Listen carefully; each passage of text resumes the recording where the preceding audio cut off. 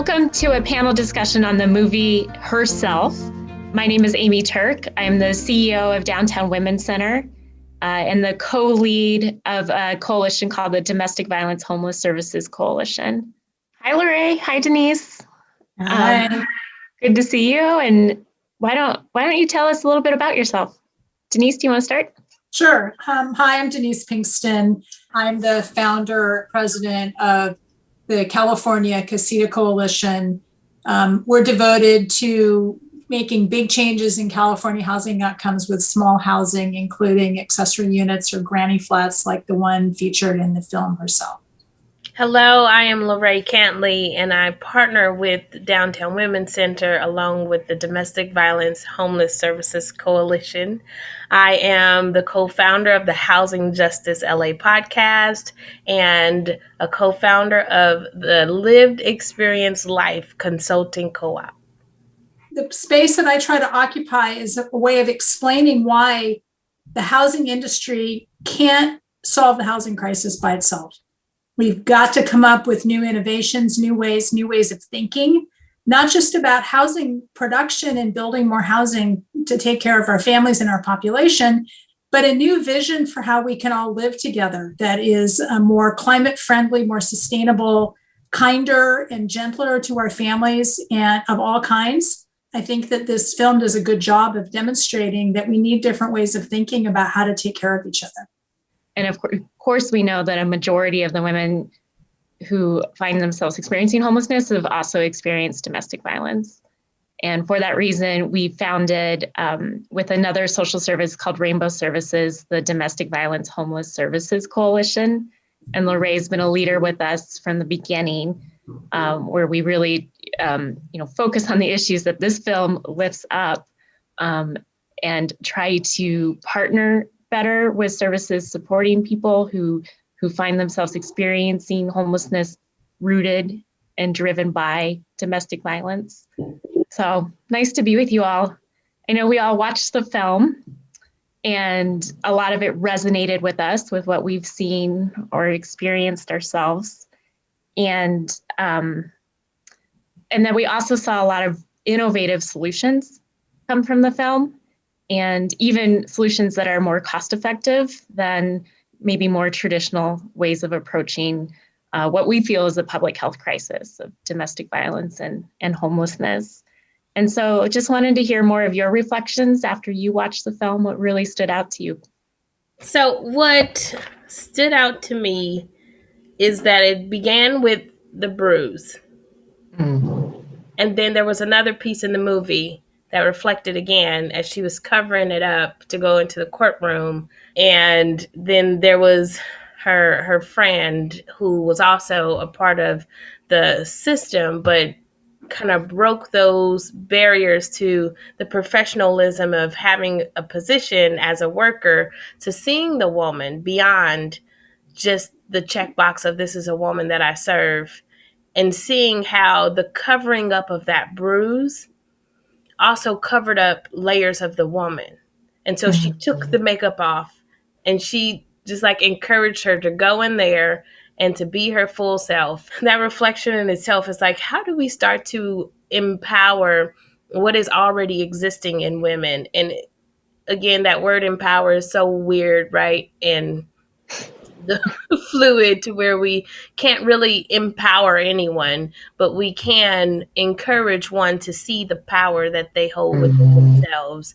And with that practice being more put into action and noticing that there's been these systems, whether it be the legal, I seen something happen when the judge was asked the question of, maybe you should ask a different question. I seen something else happen when there was the moment when she was standing at the door waiting for the daughters to come out, and the mom and the dad of the abuser was there. Like, something in those moments of when things are said or not said, but that interaction, that human interaction, that is where we can really impact the way that things could be different. Yeah, I think starting with the abuse is really, that's where a lot of these journeys begin, where people have to have a change because their lives are at stake or the lives of their kids are at stake. And, coming from a housing policy background, how can we align our rules and our institutions to enable people to make a healthy choice when they're able to, or they need to make a change? Like, how can we help them make that change?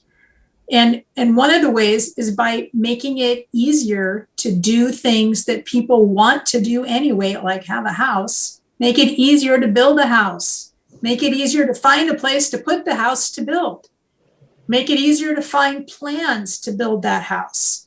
Build networks of people who can help you figure out what to do or help you physically do it. And I think, building can be intimidating, overwhelming, and this movie did a great job of breaking it down into its discrete parts and also showing how, especially for women, it's a bit of a foreign language. You walk into a Home Depot in the US, obviously this takes place in Ireland where things are slightly different, but unless a woman had a dad or someone to kind of inculcate them in the culture of dudes and buildings, it can be intimidating to walk into a Home Depot and know where to begin. Like, hi, I want to build a house. You can't say that at a Home Depot. It's like taking my husband to a Joann Fabrics. There's like a cultural disconnect about where to begin. And housing is kind of like that. People don't know where to start. They don't know how to find a place. They certainly don't know how to build a house. And so it's really important for housing policy people and governments to do what they can to demystify that and to make it easier and more tangible. And obviously, Casita Coalition was involved in just making it legal. Like the house that they built in that movie was illegal in most of California 3 years ago. You could not just build a house in somebody's backyard. You would have been stopped. They would have shut you down. They would have made concrete pour down your sewer holes and disallow any further construction. So first step one is make it legal. Let people build houses in the backyard. I think it's important to note that single family zoning is racist and has led to discrimination in our housing policies and displacement of folks. I mean, in Los Angeles, you cross a freeway and you see the impacts of where things are zoned for single family homes and where things are not, and how that racially divides our cities. So part of that policy change to me is undoing our awful history of racism. Yeah, that's a conversation in California, right? And just in the last couple of years, with the tremendous outcry of opposition to racist policies and programming, and the Black Lives Matter movement that really shined a bright light on some very bad history and has moved people. Ironically, in a lot of single family neighborhoods in the Bay Area where I live, lots of folks have signs that say Black Lives Matter, white privilege should be used to help this, but they live in a single family zone in a single family house. And they like it that way. If you ask them, can we build some homeless shelter housing on your block? They'd all be down at the city council. No way. Black Lives Matter, but not in my neighborhood. And we have to get beyond that.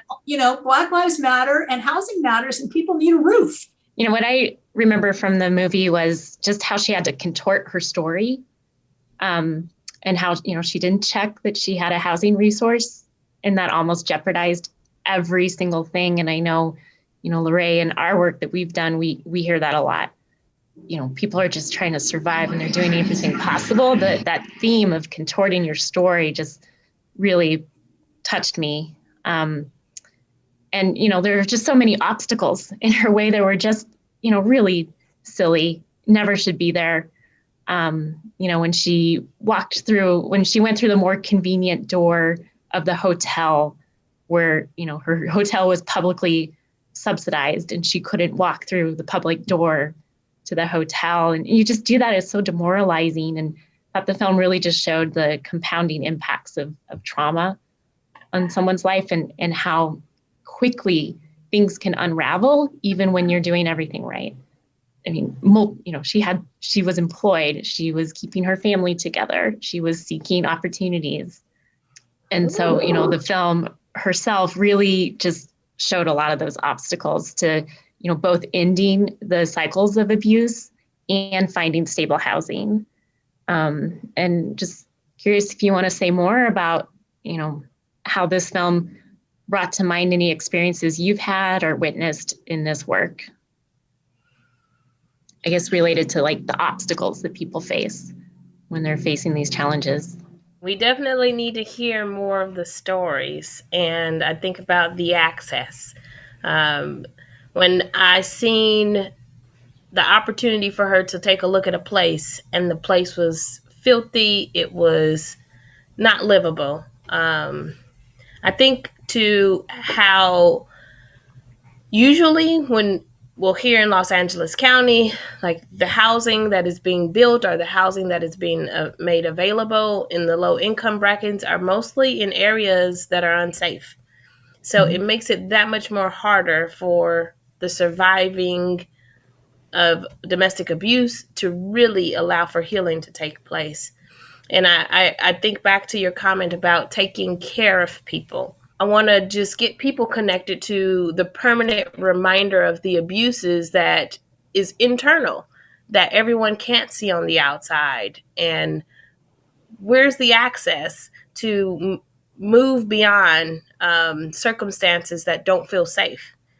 I think to how she knows the woman says, hey, I have this space in my backyard. Let's do it there. The reality of it is that it's a lot less likely that Black people will have that type of empathy. Black people will have that type of access, whether it be us having the employment or not having the employment due to accessibility, whether it be us having open DCFS cases. We all know Child Protective Services, the rates of taking the children out of the home of there's disproportionate numbers on whose children are taken. I think back to the daughter who was so afraid to go and be with dad that she locked herself into the closet and she cried. And the risk that the mom was willing to take in order to provide some sense of safety. And then she dug a hole deeper for what the criminal justice system says you need to do things in this certain kind of way. But it took away from the internal hurt that was being built within this small child and this woman. And how is those impacts going to play out later on in life for a child who's seen these horrible acts being done to her mom? I think that there's a lot of opportunity to push against the way so many systems work, starting with the legal, starting with the housing, the way that it's made available, starting with a critical self-assessment and the way that we see each other and the means of taking care of people so that there can be a greater access to everyone, because we know that America was built on the effectiveness of power, control, and abuse. And that led to housing insecurity and the impacts to where it's less likely for a Black woman to report the abuse. So how much access to supports is she losing out on? Gosh, there were so many obstacles revealed in the movie.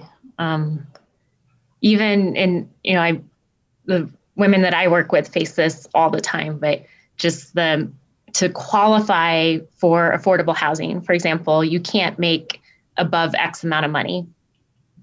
And then to stay qualified for the housing that you might have taken a long time to find, you can't really make above that amount.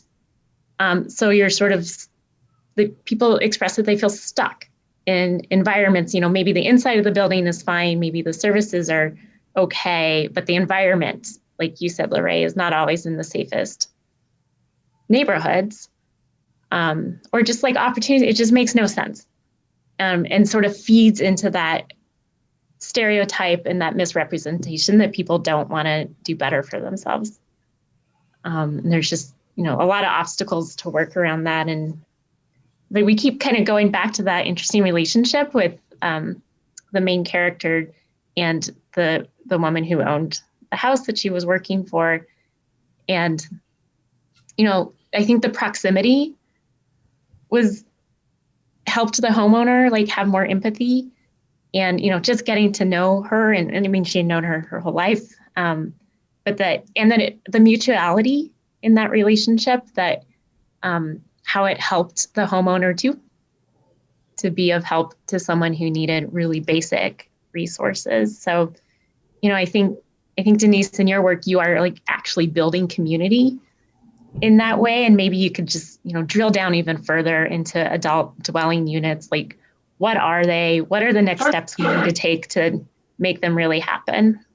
Well, here's we're working on at the Casita Coalition a series of, why ADU? Why ADU? What does that even mean? How do you do it? Videos. They're just short. And I was just looking at the rough cut of one of them, and there's a couple of beautiful stories. One is of an older retired couple with a big house living in Mill Valley, and they walk down to the grocery store, and it sort of gets known in the community that they built an accessory dwelling unit and there's nobody in it. So word gets out, and there's an African-American gentleman from the Central Valley who's the clerk in that grocery store, who's commuting an hour and a half each way to get to work every day. He misses a bus, he's late for work. They dock his pay. He is barely hanging in there, and this family rents the accessory dwelling unit to him. And now he too can walk to work and take care of his family better because he has housing security in a community where he lives, and the family loves it because they feel like they're doing a good deed for their community. And it is building community. It's allowing the whole community to live there and take care of each other differently. Another one of the vignettes was of an African-American family in Oakland whose grandpa had a stroke, and they didn't know where to put him. They looked at options, super expensive to do post-hospitalization care for a stroke victim. No place to put him in the house. So they built an accessory dwelling unit, and that's where he lives now. And he gets to see his grandkids every day, and the family gets to keep an eye on him. So there are ways to build community around housing, but it means you have to build housing around communities. Mm-hmm. Like, there's no housing without more housing. And I think in the US, we've created a fiction about housing that it belongs somewhere else. I think you were saying the not in my backyard kind of syndrome. And I think we need to expand the definition of community to include the people who live here, people who work here, the teachers who teach our kids, people who work at the grocery store, the bus drivers, right? Everybody, a little bit like Mr. Rogers' Neighborhood, but for real, with people of different, colors and backgrounds. You need everybody in a community to live in the same place. And this idea that we're going to push poor people over there and wealthy people are going to live in this kind of neighborhood, it's time to unwind that. You know what I think about? I think about her knowing that she needed to build this house, and she's seen a guy who looked like he knows something about building, and she was able to go over and talk to him. It was like, hey, no, I really need some help. I don't think you quite understand. Then it went from that relationship to talking to the mom at the school and say, hey, I really could use some help. And then it went from the coworker at her other job bringing other people in to like, we're all coming together to help build this house. Up to that point, they were like sitting in the house and they're having this really amazing community moment. And yeah, housing brings community. Mm-hmm. The building of that house is what brought those people together. That's beautiful. Yeah. There was a lot of advocacy in herself, both like you mentioned, like self-advocacy, like she really put herself out there and made some brave asks and built this really cool group of people that, were her cheerleaders. But that was a lot of her self-advocacy, I think. And then just systems advocacy, like she was telling the welfare staff, like, you know that you are spending more money on me in this hotel when I could be solving this and out of your hair if you would just give me less money to build a house. I love that line. I know. That is so absolutely true. You know, if you just give me the money, I would take care of it myself. And I think the title of the film, Herself, Yeah. you know, society kind of failed her. She had to do it herself. Yeah. And herself meant herself and her community. I think there's a lot of power in that idea, but it's also really hard when you've gone through trauma to have faith and to be successful by yourself.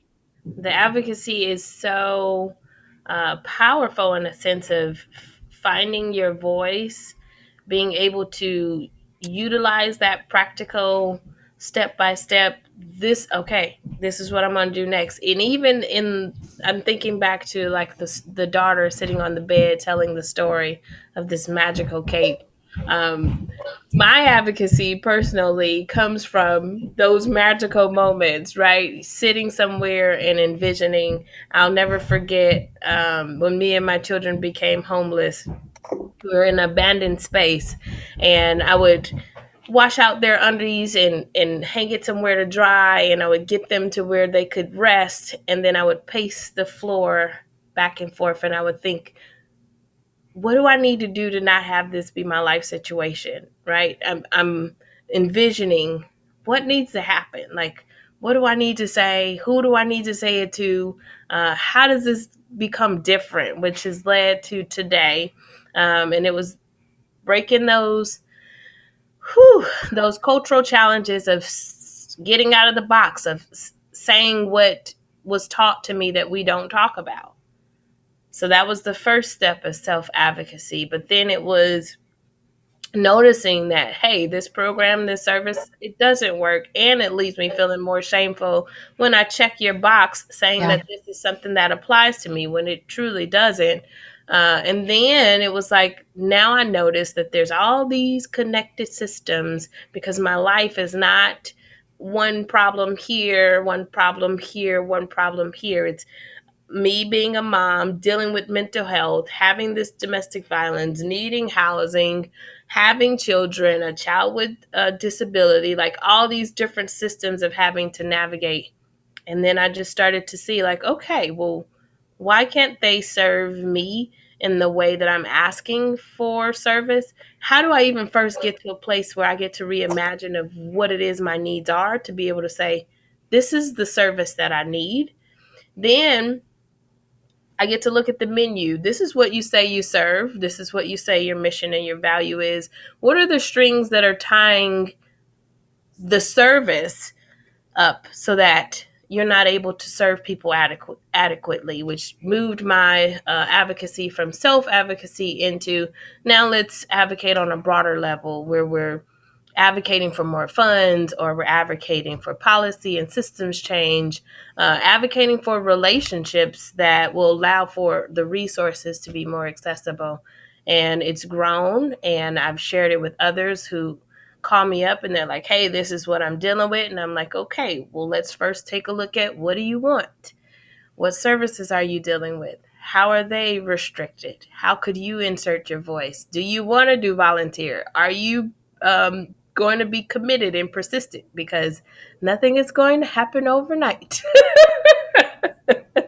But yeah, it's led to a lot of great work, and I've seen a lot of women's lives transform due to the power of advocacy. I have too. Just there's so much healing that can happen when people are able to, ideally kind of have some stability, like permanent housing and maybe some support for yourself, but to go out and to meet with, decision makers and electeds and to like move something forward that impacted your life can be obviously great for many people. So trying to prevent these things from happening from others, but the healing impact I've seen from advocates is really powerful too. In the movie, in herself applied to the building of the house, but it also applies, like there are two models of housing delivery. One is more top down, big industry, government, public dollars, building big buildings.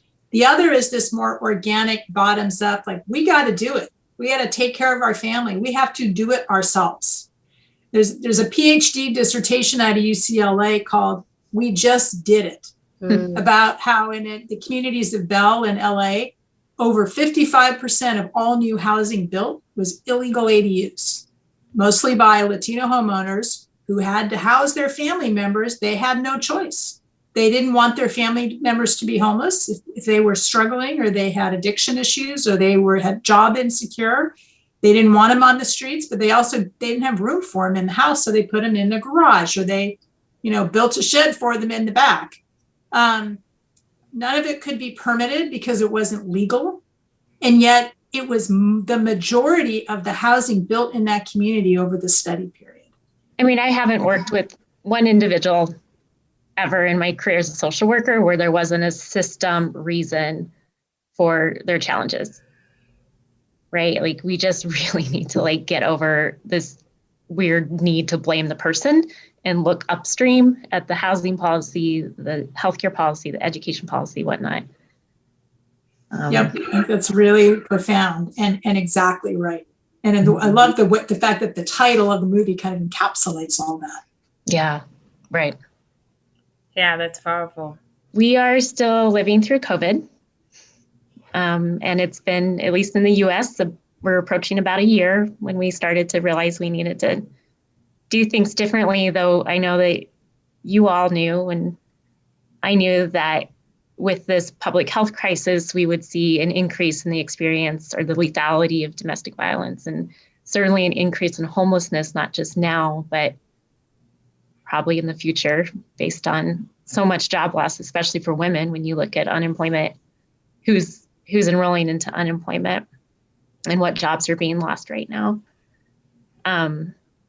So can you speak to what you have seen as new challenges of people experiencing domestic violence and housing instability due to COVID?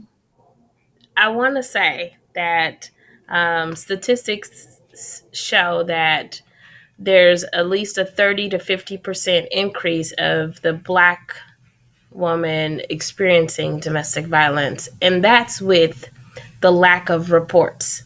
So I want to think back to how there was a woman that I seen in the Target parking lot who clearly was being abused, and I wanted to help her. And the most that I could say to her was, we're looking to provide solutions that could take you right from the situation into a housing opportunity. And we haven't perfected it. But if you stay in contact with me, I promise you, I'll do my very best to connect you with the opportunities that are made available and that I get to have access to. And so I know we've been advocating a lot for the ways in which there's rapid rehousing, which allows for there to be an easier transition from dealing with the domestic violence into, I need to get to a different place, whether it be the first and last month's support with rent, or just like that first 6 months of help me figure this out until I get some stability in my income. We've been advocating for shelter beds. We've been advocating for just more funding to address the needs of domestic violence in connection to housing.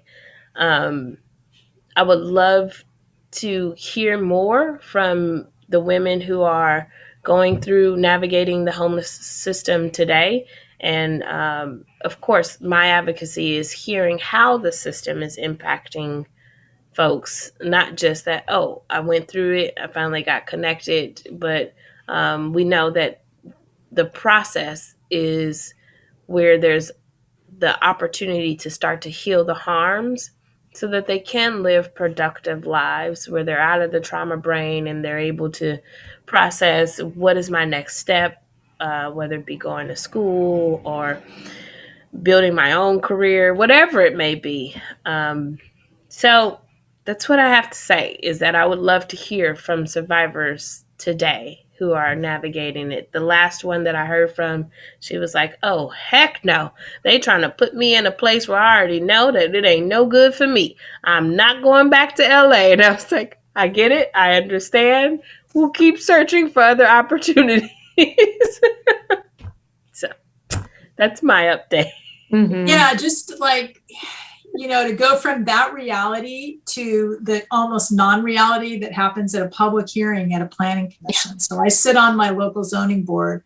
I kid you not, 3 months ago, someone got up at the public hearing in opposition to a housing project and said, we don't need to build any more housing because with COVID, all those tech workers went back wherever they came from. And that means we're going to have plenty of housing for people who want to live here. And I'm like, do you drive under the freeways in California? It is a disgrace that more and more and more people, families and kids and elders, are living under the freeways because we can't organize ourselves to put a proper roof over their heads. And yet, folks will show up at a public hearing and get self-righteous about their opposition to a housing project that might take up some parking, that might cast a shadow, that might change the roof height on their street. People are so easily able to compartmentalize and to live in their own little echo chamber. I think we see that writ large on the national political scale. If we only talk to people who agree with us or who are like us, then we never have to grapple with someone else's lived experience or reality. And I think housing policy is plagued with that disconnect between the lived experience of millions now of Californians and the lived experience of people who are well housed and own their home and don't want anything to change. And really, housing policy conversations like today are going to require people who work in housing and building and people who work in homelessness and homeless services and domestic violence services and health services. We all need to come forward with a shared agenda about changing these policies. I think if anything positive perhaps has come of COVID, is a realization of maybe more humanity around people's basic needs. Right? And like just a little more understanding of like, oh, wow, if you are homeless or living in a domestic violence situation, how could you be safer at home? But yeah, Denise, to your point, like we have to move forward with the same message. Otherwise, we'll just be spiraling and not addressing it. We got to find a way to allow for the survivor to come up with what works. Right. When the woman comes in and says, hey, I got this plan, this would work with this amount of money, which would be less money. If we could just be like, you know what, I'm going to advocate with you all the way up to the very top. We're going to do this. Yeah. We can do that more often. She had the solutions. Well, the one thing that I would like to encourage folks to do who are interested in housing policy and in a new kind of vision for California neighborhoods is to look up the Casita Coalition website, Casita Coalition, www.casitacoalition.org. We are really clear that the biggest solutions to California's housing crisis can be in these very small, naturally affordable housing forms in every backyard, and that people can do it themselves. That you also said that it takes all kinds of housing, all kinds of income levels, cost of housing. I sit in the supportive housing place and just, want to emphasize that there's no record of supportive housing decreasing property value in the neighborhoods that it moves into, which is a common myth that we hear. But what I see is supportive housing winning architectural awards and bringing new life and community into neighborhoods.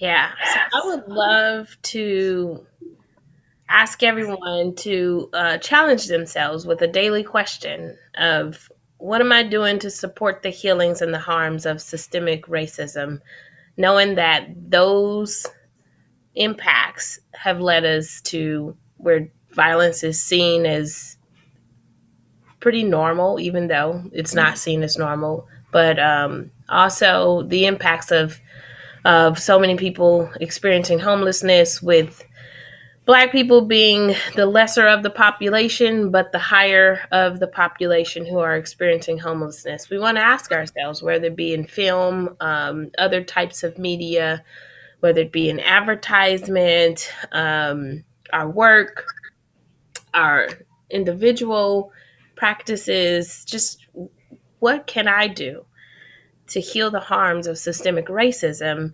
And I really want to point out that I look at it as, if we take care of the people who are hurting the most, and everyone in between will have access to all of the necessary resources and things, because if we answer the need of that is hurting the most, it will fill in the needs of everything else.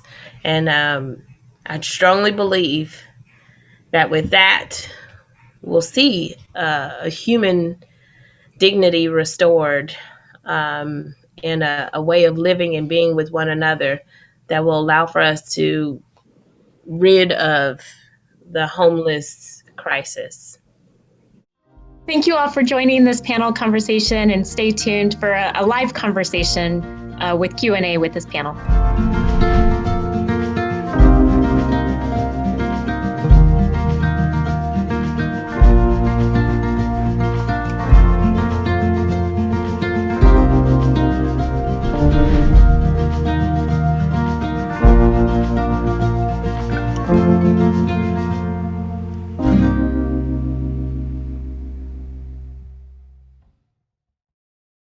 Hi, I'm Dr. Lee, the Director of Education at Do-Goodery, and I want to welcome you all to our live Q&A with our panelists today.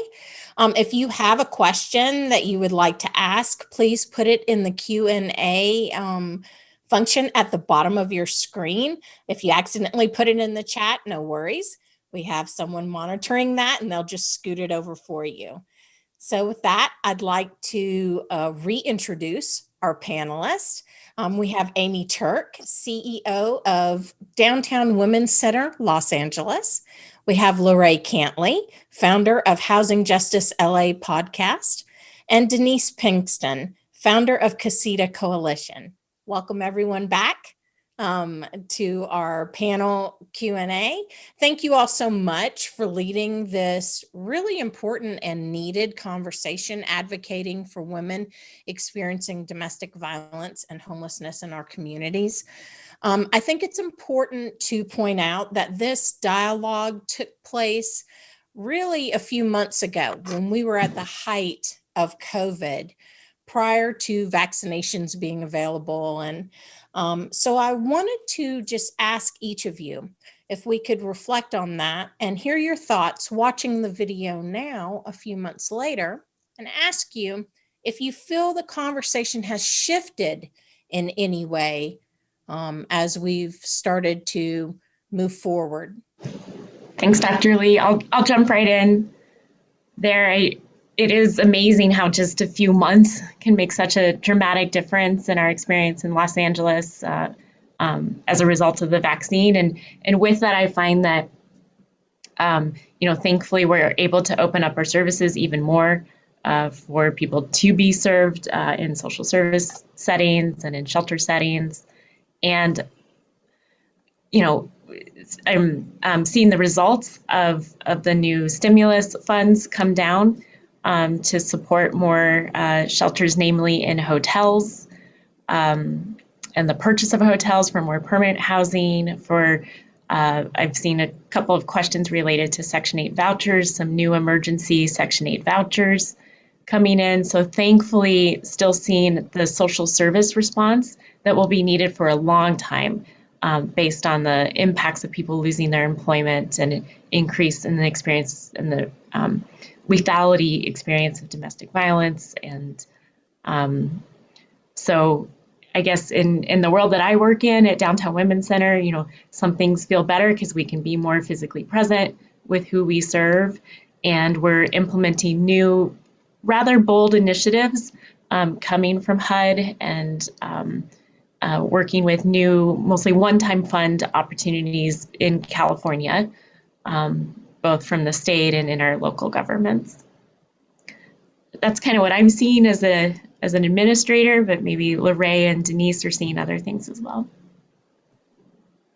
Yeah, so I'm really glad that there's opportunities from the Biden administration, right? There's a need to take a look at what is being funneled down for addressing homelessness in the new budget. And there's opportunities for advocates. I know the National Alliance is really intentional right now around how advocates with lived experience of homelessness are able to be a partner in their voices being highlighted and how this budget is going to impact homelessness. When it comes to survivors in particular, there are opportunities for the advocacy voice to be brought up. And, you know, we do that through the coalition, the Domestic Violence Homeless Services Coalition. We do that through partnering with other domestic violence services agency. I'm really impressed at the work of Free From and how they are pushing for the flexibility in the ways that dollars are connected to the survivor with low to no barrier put in place, right? I'm so excited about that. And I think the innovation that we've come to in the way that the partners are looking to work together because of the way that COVID, the whole pandemic, right, started to have us be present to, if we aren't taking care of each other, then we're all putting ourselves at risk. So when it comes to what I've witnessed in my community and the violence still been very, very present and the fears of survivors and speaking up, we need a lot more platforms where they're able to access information that they feel safe with interacting with. We need a lot more platforms where the addressing of the stigma around talking about the violence is addressed. We need a lot more 5 healthy relationships for the children, right? As children are experiencing violence, they need at least 5 healthy adult relationships that they're connected to so that their story is not a continuation of the violence. So excited about innovation and partnerships and still pushing for the actual survivor's voice to be heard and for them to have access to what works for them.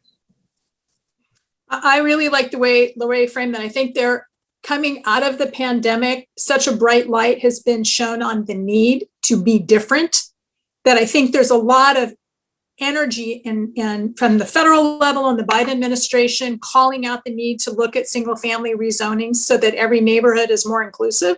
That is very profound. We'll see what it does, but it is a call to action at the federal level that we haven't had in my adult lifetime.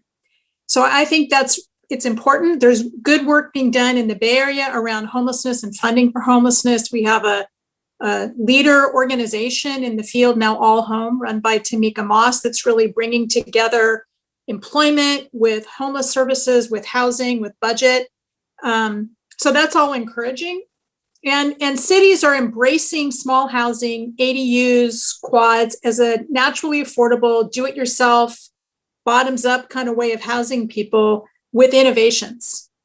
And Los Angeles is really one of the best places for that to happen. Not only are they on track to build 20,000 accessory dwelling units in just a few years, but they're now looking at bringing in Section 8 certificates for people who are at risk of being homeless or just more housing insecure and pairing them with a builder of an ADU. So they're actually allowing then this naturally affordable kind of do-it-yourself housing stock to be paired with someone who really needs a place to be in a neighborhood. And other cities are looking at that as well, Pasadena, San Jose. So really exciting innovations, but you got to compare that to the need. Housing is more expensive to build now than at every point in my adult life. And I'm old, it's like, it costs $700,000 to $800,000 a unit to build a unit of housing in a traditional multifamily setting. So whether it's Project Roomkey or HomeKey trying to deliver beds for homeless people, or nonprofits trying to build affordable housing. The cost of housing is out of control in California, and we can't build enough of it until that cost comes down. And we're building less housing than we ever have. So yeah, it's great that there's effort and energy and attention, but we're not producing enough. And the small housing is a little bright light where some stuff is happening, and we're building more small homes than we ever have in California because we changed the rules. But in a way, it's kind of sad that what's happening mostly in California is small accessory dwelling units, one homeowner at a time, one backyard at a time. We should be looking at much bigger funding and systemic change in the way we produce housing. So yay, but also like, let's have a reality check before we start high-fiving about our successes, because really we haven't done enough. Thank you all so much. Let's go ahead and take some questions from our audience. We have a question from Barbara Wilson. The question is, why is there no mention of the annual loss of revenue from HUD? I've spoken to staff members at various housing organizations who are heartbroken that they have to cancel a housing voucher to a good tenant due to lack of funding. This issue has been going on at least since early 2000s. LA County has not even accepted applications for subsidized housing since approximately 2008. Could you all share your thoughts on that? They're right. Absolutely. And Trump did not value Section 8 or anything coming out of HUD, as evidenced by the guy he put in charge of it. So hopefully with the new administration and more funding, HUD will be more robustly funded. There are now people who believe in housing who are running HUD. So I'm hopeful that that will get better. But yeah, absolutely. HUD needs more money, and Section 8 vouchers are really effective. The advocacy for the way that those Section 8 vouchers are seen as just as valuable as someone coming in with dollars, right? Or someone who's coming in with good credit, someone who's coming in who doesn't have the barriers. The advocacy is still very, very highly active so that those with the Section 8 vouchers can have access to housing anywhere. Also looking at the way that we are advocating for the accessibility to Section 8 vouchers. Usually folks are on the list, and even in the movie that the woman talked about how long, you know, the number that she was in the list, I was like thinking like 134, and she talked about maybe 3 to 4 years, right? So there's still a lot of advocacy around how those Section 8 vouchers, the waiting list, the accessibility, and who gets them and where they get to live based on that. It's still happening. So please continue to advocate with us. Yeah, I mean, in the 70s and 80s when HUD was like actually funding public housing, and you did not see the amount of homelessness that we see today.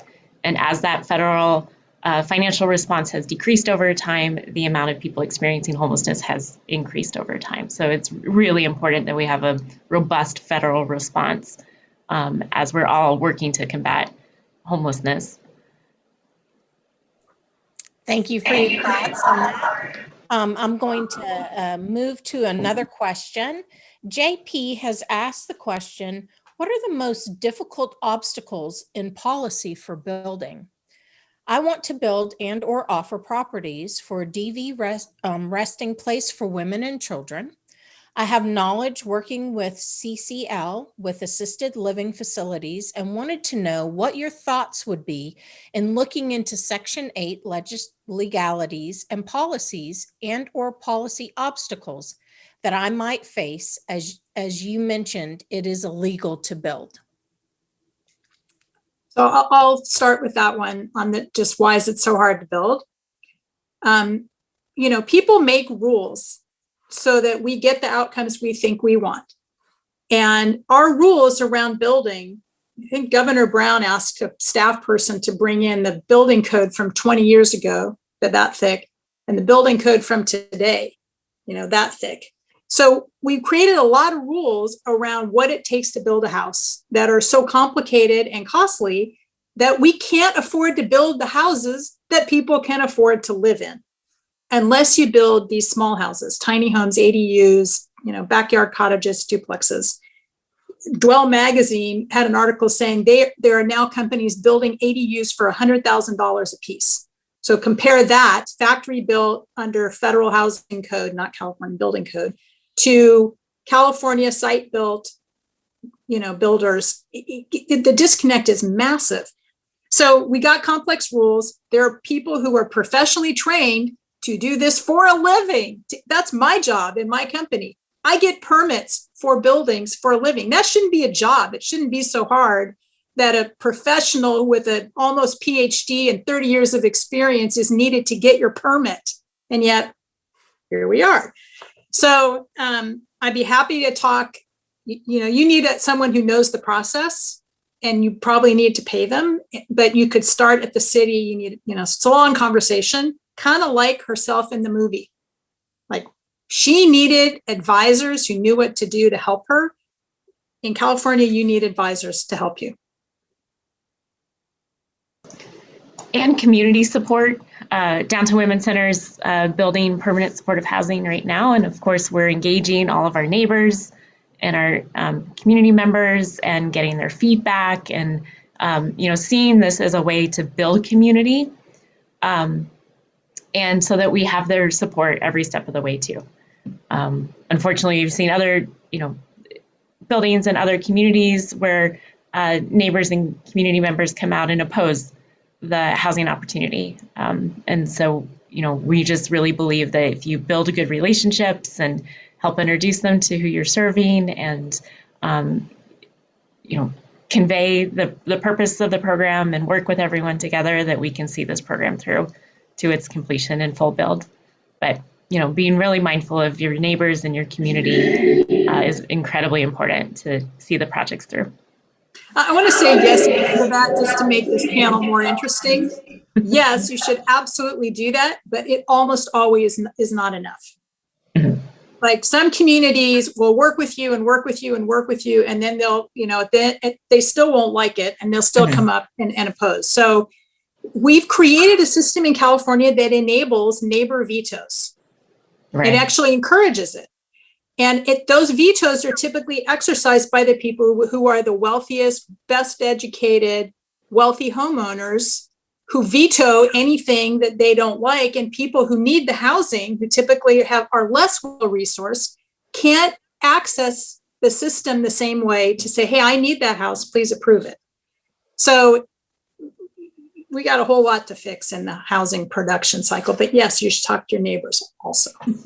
And talk to the survivors. We're thinking about allowing for the survivors to actually thrive in their healing process, right? So if you really want to see true transformation, involve them in the entire process. Bring one of them along. Let them be the insight into what is not being brought to the table, whether it be in the process of the development, working alongside someone who can lead in getting access to contracts, bring someone, a survivor along that will give valuable insight. And there's I don't know if it's new, but there's a lot that I'm learning about in the cooperative world of land trusts and the way that cooperative development is allowing for the actual owner, which is the person that is a part of the housing, the person that is a part of the development, to have some sense of ownership in it.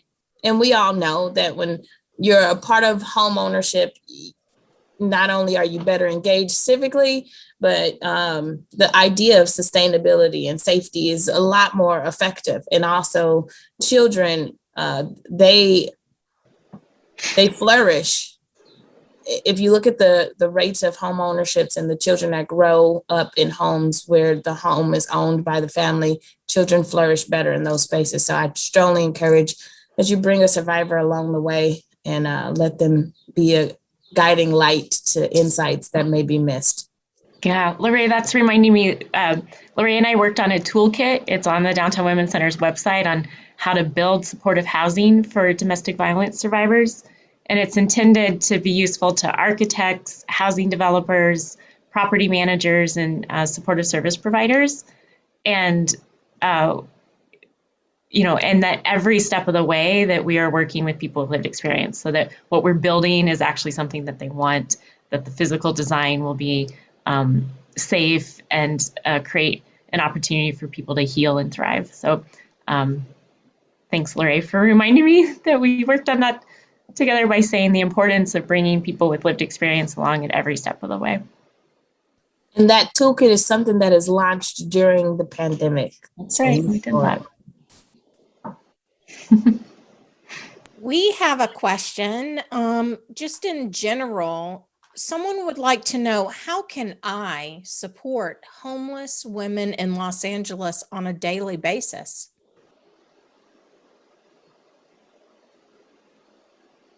Lorraine, Oh. do you want to go first? Sorry, I know we both have a lot to say on this. Yeah. So one, there's a lot of different advocacy platforms where you could get connected to. There's United Way, there's the Coalition, there's so many. And my mind is getting like super downloads of all these opportunities to do advocacy. But then I think back to, how are we highlighting their stories? How are we supporting the way that stigma shows up in the way that we get to support survivors? Actually, there was a conference, a survivors conference that was just done by California Partnerships. And it just created the space for survivors to talk about the experience and allow for our, so when it does get released, when the recording gets released, I would strongly encourage that folks look into it so that they could be more inclusive of the survivor's experience and the way that they interact. I'm a strong candidate for be intentional in our interactions with one another, because we are all connected. And if I am caring about you and you're caring about me, then I'm most likely going to show up tomorrow in my best self. And so however you could listen to a survivor, however you could provide the environment for them to do their best thinking, right? I think back to how the mom was sitting in the parking lot and she was trying to do some thinking, letting the one daughter ride the skates and the other one was sitting next to her. Allow for spaces to exist for survivors to have their best thinking be present so that they could be a partner in the way their journey to housing and healing could look like for them. Mm-hmm. Yeah. On so many levels, like anytime we see people experiencing homelessness, if it's safe to do so, saying hello, treating people with dignity and respect, and not just walking by them and ignoring them. We hear so many of the women that come to Downtown Women's Center just feel so isolated and so rejected and just completely ignored. And helping people feel visible is just one small step that everyone can do, again, if it's safe to do so. Supporting organizations, of course, that work with women experiencing homelessness and domestic violence. Downtown Women's Center has sponsored a state bill. This bill, SB 678, is called the Unaccompanied Women Experiencing Homelessness Act of 2021. And what this will do is require the state to collect data on women experiencing homelessness, which is already done, but it's not usually shared, and analyze it. And with that, you can see where the needs are and where the solutions and the responses can be. So it's really a data bill, but we know that with better data, that will lead to more resources. So simply calling your state assembly member, if you're in California, or senator, would certainly help this bill move forward. It's 4 steps away from the governor's office. We got it through 6 committees already. So, we have lots of ideas at Downtown Women's Center. Of course, they're on our website, and ways to engage volunteers as well. Yeah, but from the housing building side, folks can do what the doctor did in the movie. Invite someone, help them build a home in your backyard. And if you want that person to be a Section 8 tenant, if you live in LA, contact the city of Los Angeles and work with their brand new program to pair ADU builders with Section 8 survivors in the city. Helps you provide financing and technical assistance so that they make it easier for you to do. It's now legal in California to do what they did in the movie in Ireland. And a lot of people don't know that. I think one of the questions that came up in the Q&A is, what's an ADU? Yeah, well, it's what happened in the movie. It's a house in your backyard. And a smaller house, accessory to the primary use of the property as a single family home that can be rented. So that's what an accessory dwelling unit is. And since we're doing our little bill shout outs, there's also a bill, Lorraine pointed out, people need to give a chance to buy a home, right? And most people in California can't buy a whole house today. It's just expensive and beyond people's reach.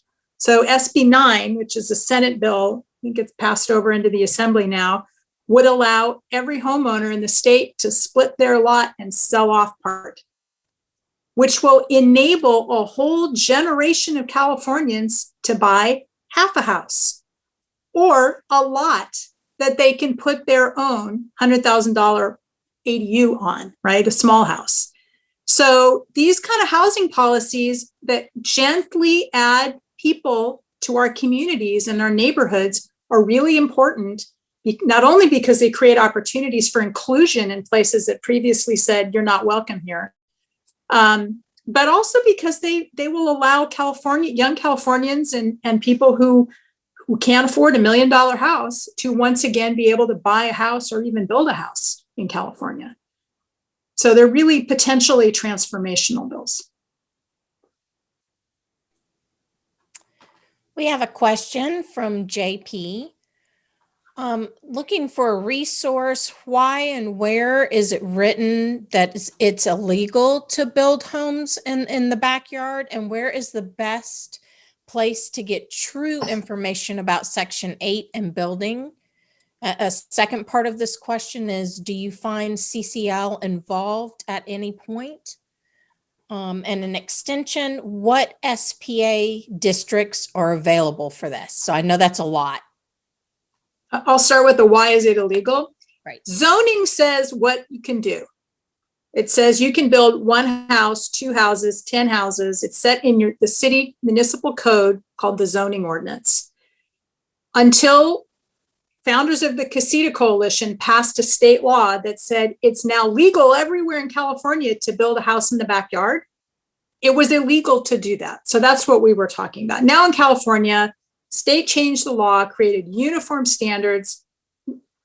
With exceptions, nearly every backyard can have an accessory dwelling unit.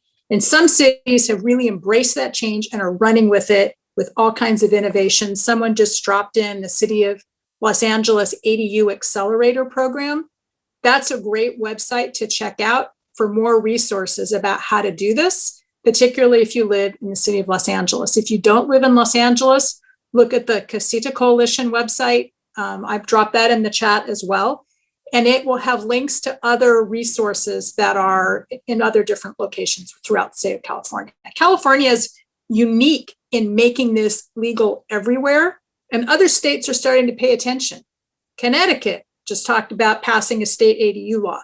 North Carolina, city of Chicago just made carriage houses legal everywhere. So this effort has power and is working without big, difficult government programs and subsidies. And so it's an important part of the toolkit for addressing housing and homelessness. And so that's where places to go for more information. Those are both good places.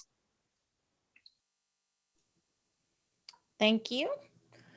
Next question. This dialogue that you all had as a panel, it crosses the intersectionality of race, gender, housing policy, homelessness, and survivorship. It is complex and multi-layered. Key players like yourselves are at the table to make a difference, but who else do you think is important to invite and who is currently missing? Right away, I seen in the film the transportation. When you think about the access to transportation, you know, she had to get in the car really early in the morning to get the children to school. Unfortunately, when I think about my specific experience, I didn't have access to a car. So the transportation was a huge barrier. And I thought about if I'm going to be getting on the bus and I need to have probably connect to the bus to the train to this to get to where I need to get to for my children. How do we allow for systems to remove barriers for survivors? I don't know. It could be attached to the TAP card and the way the TAP cards. I don't know if everyone has a TAP card, but here in Los Angeles, they were given TAP cards. And even now there's conversation around allowing for transportation to be accessible to everyone without having to pay. But when I think about what transportation allows, it allows a new level of access. So if I want to expand on my experience, I need to be in a different environment. How do I get to a different environment? I need to have some transportation to that different environment. We need to have the partners of everyone that we've seen in that video to be at this table and understanding, like when there's a child in the education system, what supports are put in place for the children to begin to heal from that, right? We need to make sure that the community is brought together to address the impacts. So homelessness in itself is a form of violence. Being abused and homeless is double violence. So we need to attack both the violence of homelessness and also the way that abuse is impacting everyone, because not just the survivor is trying to heal from the abuse, but everyone in community, right? Whether if it's our employer having greater insight on incentivizing the fact that a survivor is showing up to work. Don't make it hard for me. I'm trying to make it through a lot. Incentivizing the property managers and I don't really want to incentivize them. If we could figure out ways to just really incentivize the way survivorship shows up and that I can actually present myself to the property manager and say, I'm looking for a place, make it accessible for me and make it livable for me. How do we really include community in a sense to where the way that we respect the work of veterans could also be a guiding post to the way that we respect a survivor's experience?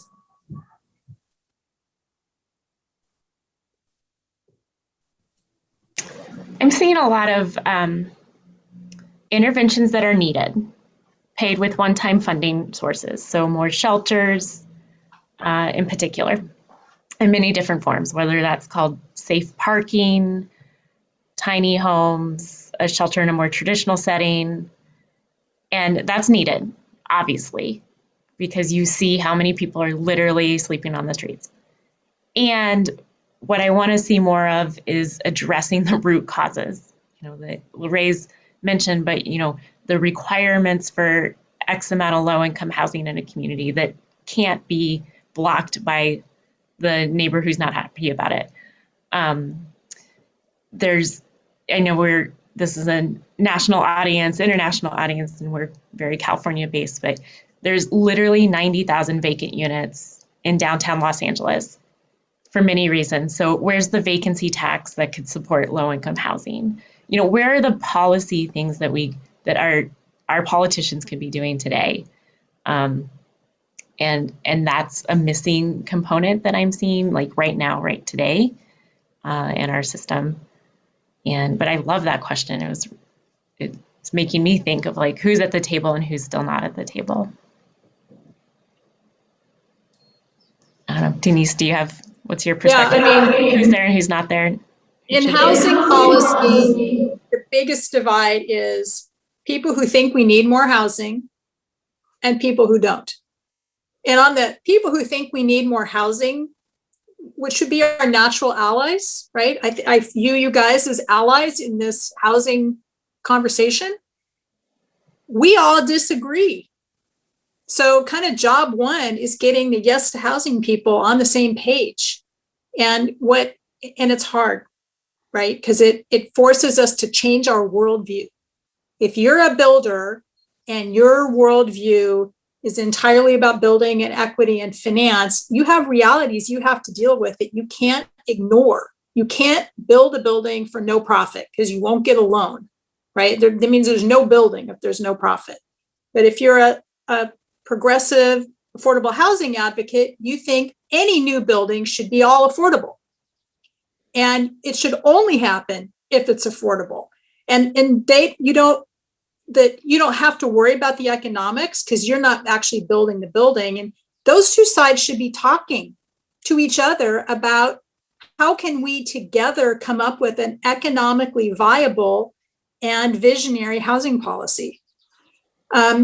Unions right now, they're my good friends and allies. They build everything we build, but they are opposing housing policy bills in Sacramento that don't advance unionized workers.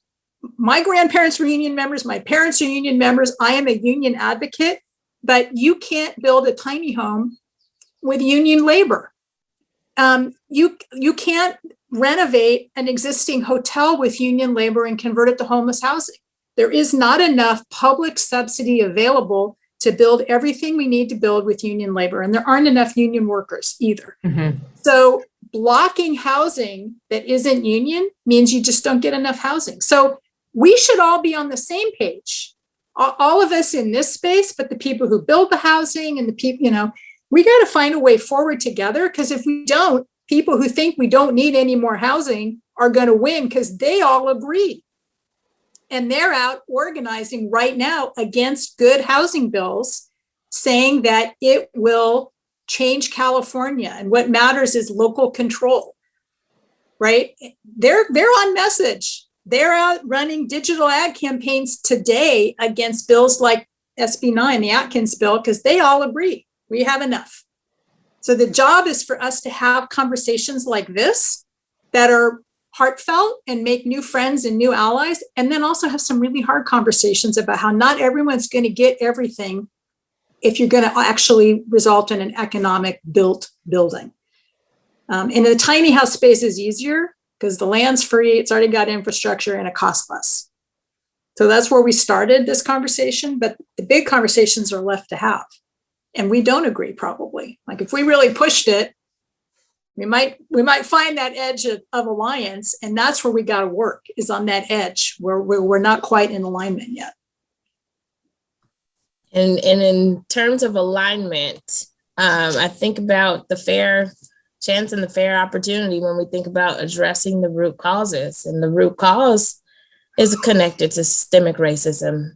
And when we think about the healing that needs to happen, what are we willing to do to prioritize healing in a way that looks the way that it needs to look for who is trying to access it? And I strongly stand that if we prioritize healing, then the perpetrators, the abusers, they themselves will be able to show up differently in life. And then the way that survivors, because usually survivors are, we're also subjected to be ones to cause harm because we're trying to survive. And it looks very different in the ways that we find survivor modes, right? But if we are all prioritizing healing, whether it be us in ourselves, our individual healing, or the community collective healing, addressing that root cause, it will decrease crime rates, violence, the ways that parents interact with their children, the ways that spouses interact with one another, the way that community interacts with community.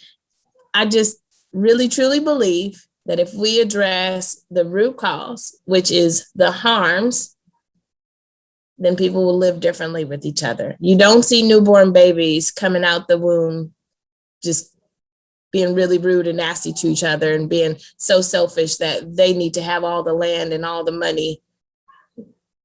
What if we go back to that state where we are looking to be well with ourselves and to be well with one another? Thank you. I think that's a nice segue into this next question. You each spoke about the idea of mutuality and community. where those with housing may have an opportunity to provide housing security for others. Can you each speak a little more about building housing around community as a means of taking care of each other?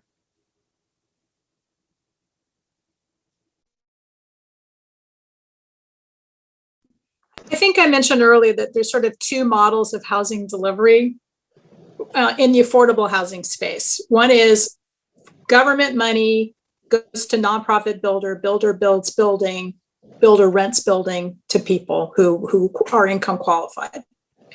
The other model is more organic, homeowner or property owner builds small building, but does it in a way that engages or rents to people who are actually already in the community, maybe who work in the community but can't live in the community. You need both models, but you really need to give people more agency in building housing. Homeowners need to be able to add more units to their lot and invite more people to live there with them, whether that's family members or community members. It can't always be lots of public dollars building housing that people only will ever rent. Mm-hmm. You need to look at home ownership as a really important issue. It is absolutely clear that generations of institutional racism and policies that were embedded and hidden but were racist in their core have contributed to very different home ownership outcomes for Black and brown families in California as compared to white families. And generations of wealth were unavailable to African American, Latino, Asian families because they weren't allowed to buy in neighborhoods. They couldn't get a home loan, a federally insured loan. They were completely blocked out. We have a chance now to create home ownership in California, but we got to make sure we do it in a mindful way that does not repeat the mistakes of the past. And that allows a little bit of agency by homeowners and builders and people to buy a home and take care of it themselves. I think that opportunity is there, and we got to, pursue it with vigilance and make sure that home ownership and affordable home ownership become part of the state's housing agenda. I love that. And I think back again to the cooperative communities. So the principles of cooperatives in itself is about sustainability, not only for the individual, but for the community, for the environment as a whole, right? When we think about bringing folks together as a community, it's how they engage with each other. So I could live in this building here, but if there's no intentionality in how I engage with my neighbors, then it's very likely that our personalities and our likes and dislikes could create some chaos. But if we have intentionality in the way that people are engaging with each other, and if we are putting in intentional opportunities around having our hands in the soil, and we are the ones that are planting our food, and we're doing this together, and together we're creating meals, and together we're sharing meals. Whew. Okay, something happened there that I wasn't ready for. Together, we are caring for each other's children. We are not pretending like it's not my business when I see that there's harm happening in your home. We're making intentional conversations, learning opportunities where everyone is equally having access to information, to resources, to opportunities, to business ownership, to home ownership, all the things that allows for the human being to function in a sense of a healthy self-concept and wanting to be a productive member in society, giving back to society as a whole. It's about sustainability. It's not about extracting from people that make sure that one person is being able to reap the benefits of it. It's about how am I allowing for the things that I leverage to be shared back with the community.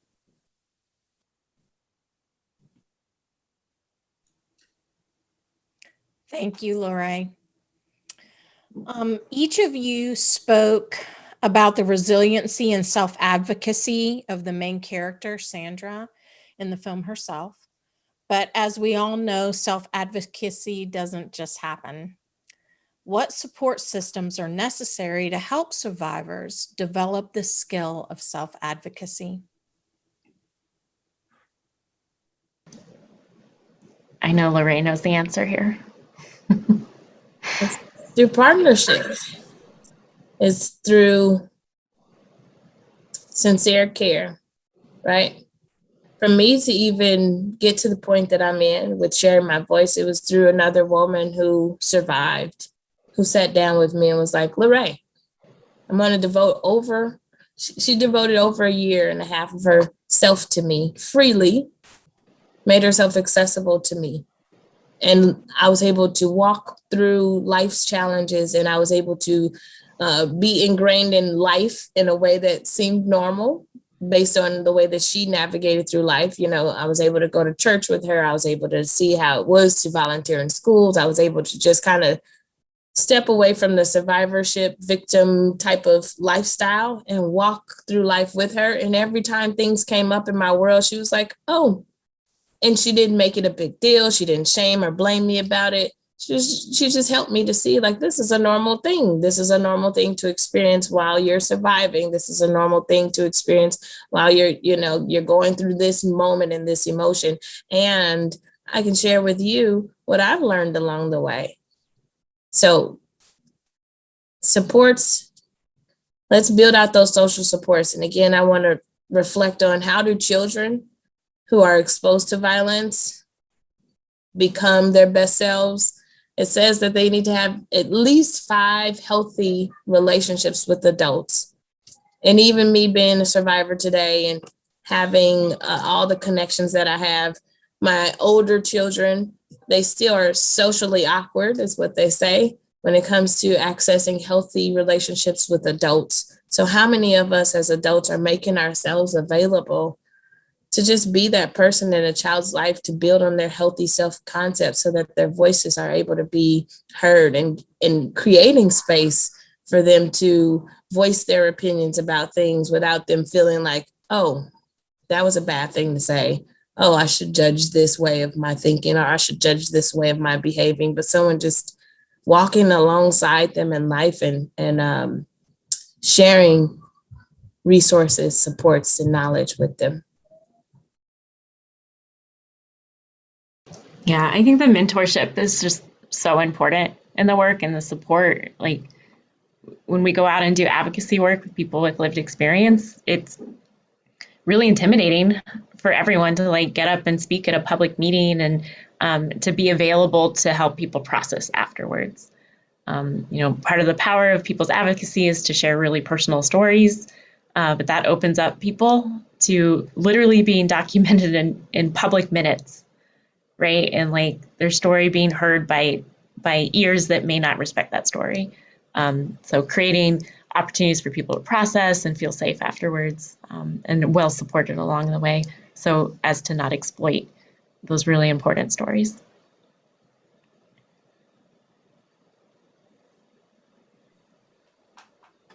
Thank you.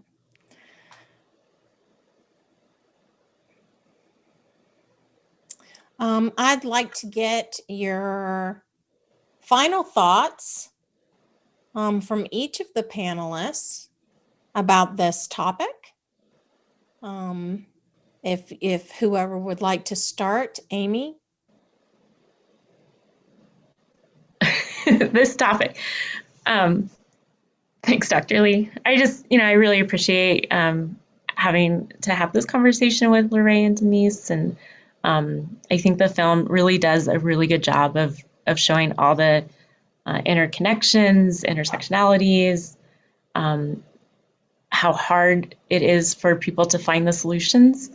And I think that's where advocates can really come in, is to like break down those barriers and understand, from a trauma-informed perspective, it's not about what's wrong with the individual, it's about what's happened to them, and trying to, break down all the barriers to make, to help them get to a better place and to prevent people from slipping into those awful places from the start.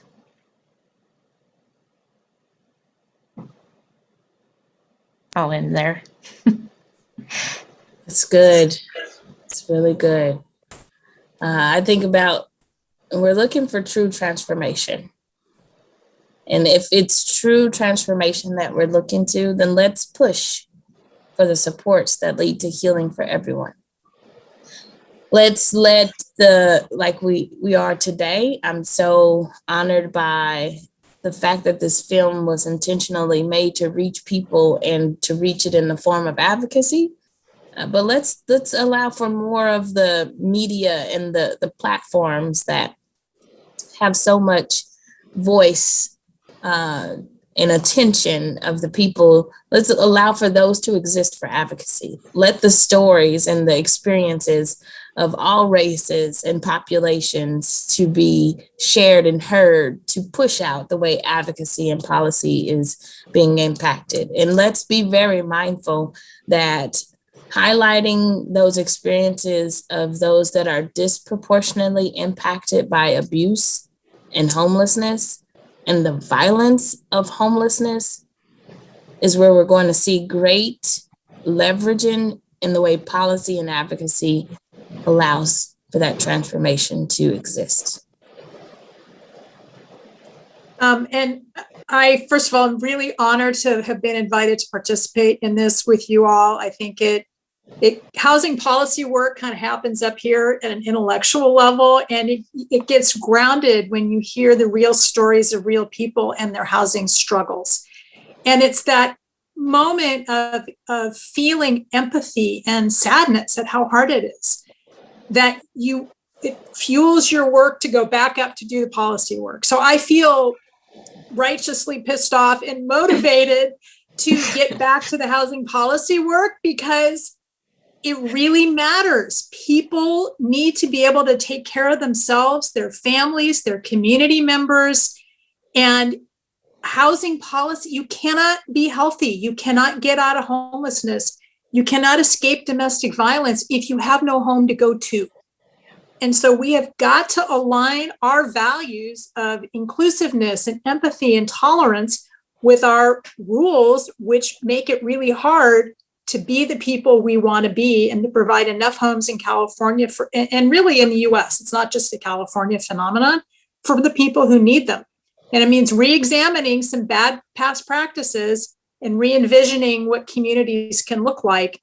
And this film when I saw how easy it was, I know it was hard to build the ADU in the backyard in the film, but when I saw how easy it was, like that should be as hard as it gets, is figuring out how to build the building, but it's not. There's years of process in advance that make it impossible to ever build. We need to get that out of the way so that vision of someone wants to help someone else take care of the community is possible. And I think the movie showed what that vision could yield and that it's fragile. I think the final denouement of the movie shows you can get it done once, but then you got to go back and do it again.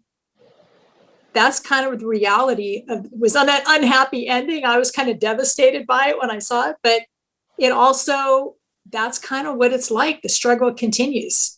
And so I feel like we are all now in this struggle together. And I'm really happy to learn about you and your work. And, it's good work. We'll keep it up. Thank you. I want to thank everyone for attending our panel discussion and live Q&A today. I want to thank the panelists. Thank you all so very much for being a part of this very important conversation. Please check out our additional learning materials at primevideo.edu.dothegoodery.com. And thank you all so much for attending today.